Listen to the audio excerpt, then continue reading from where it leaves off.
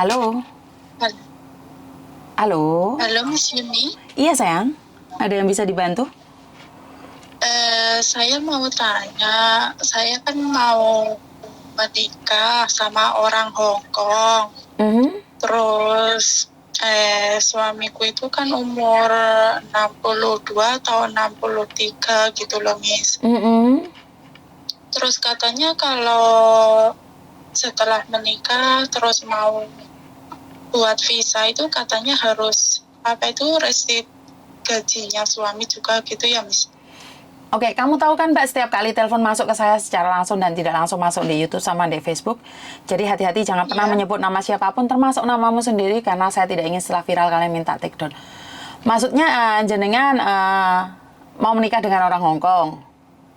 Iya, Terus jenengan nomor berapa sayang? saya umur 31, Miss. Oh, oke, jenengan nomor 31, terus calon suami umur 63. Iya, 62, 63 gitu. Oke, terus pertanyaannya? Kan kemarin aku kan tanya suamiku, itu biasanya kalau mau menikah terus nge-apply visa itu kan harus gimana? Harus ada resit gajinya gitu ya, Miss. Terus calon suamimu sudah tidak kerja lagi? Ya memang dia masih kerja, tapi dia itu gimana ya, Miss? Dia itu nggak dikasih di bank gitu loh, dia nggak tanda tangan, cuma dikasih uang gitu. Katanya kan dia mau ambil rumah atau gimana gitu loh, rumah pemerintah itu loh Miss. Oh, oke. Oke. Ini yang sedikit sulit ya. Kalau dia sendiri Ya, tidak jujur sama pemerintahannya untuk mendapatkan gajinya tertulis, maka dia kan nggak bisa ngambil orang untuk sebagai istrinya, apalagi orang luar. Karena sekarang calon suamimu itu antara ambil rumah pemerintah atau menikah denganmu. Kalau menikah denganmu, otomatis dia harus give up rumah pemerintah dulu.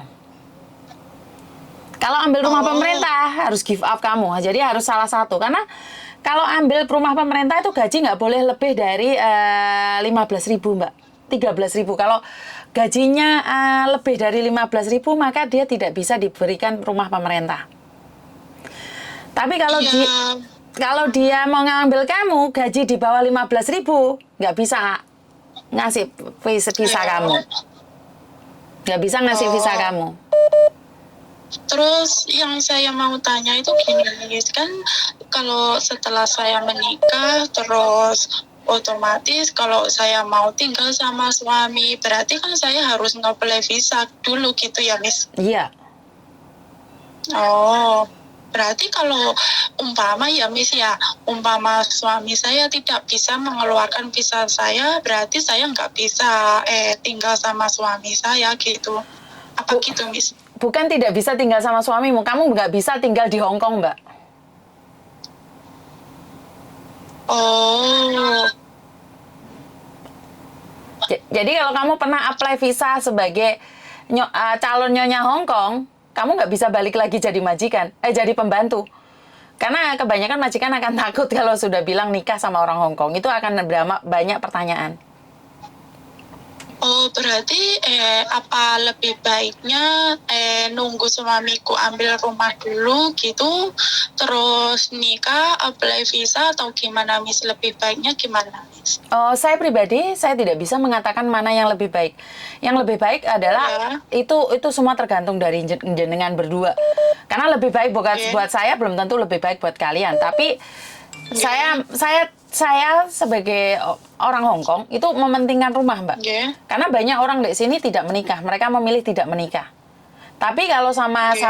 sampean harus menikah kalau pingin satu rumah dan tinggal di Hong Kong. Nah, gini kalau Miss, soalnya kan saya sendiri kan dulu juga pernah menikah sama orang yang lebih muda, tapi ternyata dia sendiri kan juga meninggalkan saya, makanya ya saya pikir ya Miss ya, tapi ke belakangnya kan juga nggak tahu. Saya pikir dia baik sama aku, saya nggak milih-milih yang muda apa yang tua, yang penting kan dia bisa ngomong aku gitu. Terus saya maunya tuh ya menikah sama dia, tinggal sama dia. Tapi kalau keadaan yang seperti ini aku sendiri kan juga bingung gitu loh. Iya, Saya sendiri karena juga menikah dengan dia bukan jaminan kamu bisa tinggal di Hong Kong, sayang. langkah niku kulo dini niku nganu lho Miss, nek nggak bisa nge-apply visa, terus nggak bisa bekerja lagi seperti jadi pembantu. Jadi kan saya bingung gitu loh, ya harus kehilangan pekerjaan sebagai pembantu yang nggak bisa nge-apply visa gitu. Bingungnya saya kan di situ Miss. Jadi kalau di rekeningnya aja nggak ada uangnya, bagaimana bisa menjamin kehidupanmu di Hong Kong? Itu pasti yang ditanyakan sama imigrasi, sayang. Karena sudah ada beberapa orang sudah pengalaman ya menikah sama orang Hong Kong. Saya sudah wanti-wanti dan akhirnya sudah menikah sama pemerintah Hong Kong, visanya tidak dikeluarkan, pulang Indonesia sampai sekarang pingin jadi pembantu pun nggak bisa. Langkah niku. Ya, jadi saya nggak berani komen, dan karena ini adalah pilihan hidup ya. Karena engko lek Mas Juni ngasih saran seperti ini, wong sing jalani sampean kok aku termasuk keliru gitu. Dan lagi, saya bukan mau menghina ya. Kamu masih umur 30 dan dia umur 60 lebih. Itu ojo ngoyok lah, bukan karena dia ngemong kamu atau seperti apa. Beda 10 tahun masih oke, sayang. Tapi apalagi kamu tahu kan kehidupan orang Hong Kong, nggak punya rumah sengsara banget di sini. Iya, Miss. Jadi saya bukan iri, bukan cemburu ya, tapi hati-hati aja karena banyak orang di Hong Kong sini punya utang bank, giliran menikah dengan kalian visanya nggak bisa turun. Jadi saya tidak ingin kamu kehilangan dua. Jadi hidup ini harus memilih dia atau aku. Jadi aku adalah pekerjaan, dia adalah pacarmu. Jadi kalau kamu milih pacarmu, maka kamu akan kehilangan pekerjaanmu. Kalau kamu milih pekerjaanmu, maka kamu akan kehilangan pacarmu. Tapi aku berpendapat bahwa carilah yang sesuai. Paham nggak maksudku saya? Miss. Aku tahu orang lebih tua bisa ngomong kita, tapi yo jok tuwek-tuwek nemen to, Nduk. Paham nggak? Paham, Miss. Mana Yune? Ya soalnya kemarin itu ya gimana ya Miss, ya memang saya itu sama dia kan sudah 4 tahun lebih. Ya memang saya kurang lebihnya ya tahu dia seperti apa gitu, tapi ya gitu. Bukan lek dhek tuwek sugih nggak apa-apa, Nduk. Lek dhek tuwek sugih nggak apa-apa.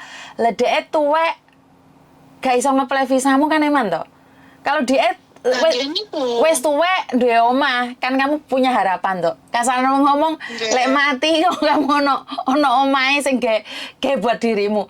Lah visamu orang permanen bae mati terus kowe piye?